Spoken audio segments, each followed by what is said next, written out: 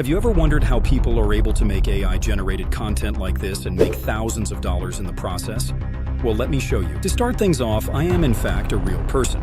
So let's quickly change this. So to start, firstly you have to pick a niche, and there's so many to choose from, but my advice is to pick one that you're interested in, so you're motivated to post and you'll be interested in the content. So you need to remain strict on this if you want to achieve results on YouTube Shorts or TikTok. This is because if your followers and subscribers are there for you for basketball content, you can't then go ahead and post gaming content because that just would not work. Once you have your niche, it's time to make the AI generated image to make your character. I personally use Leonardo.ai. I'll leave the link in the description, but you can use any others such as Midjourney for free. And once you're on this, you want to type in a prompt for your character that fits within your niche. So for example, if you want to go in the basketball niche, give the AI a prompt about a basketball player that will be your main character for the videos. Remember, play around with this until you're happy with what you get and download that. If you do want to resize it, you can use free generative fill tools online. I'll leave a few links in the description. Next is to create an AI voice for the character. We're going to use 11 Labs to do this. Just scroll through the voices and pick one that suits your character. If none of these suit your character, you can head over to the voice library tab, as there are way more better options to choose from. Personally, if it was me, I would just go straight there and find one that sounds good. Then you would type out your hook and your general script, and if you don't have one, you can use AI tools like ChatGPT to write you one and just make any necessary changes if required. And if you don't like the way it sounds,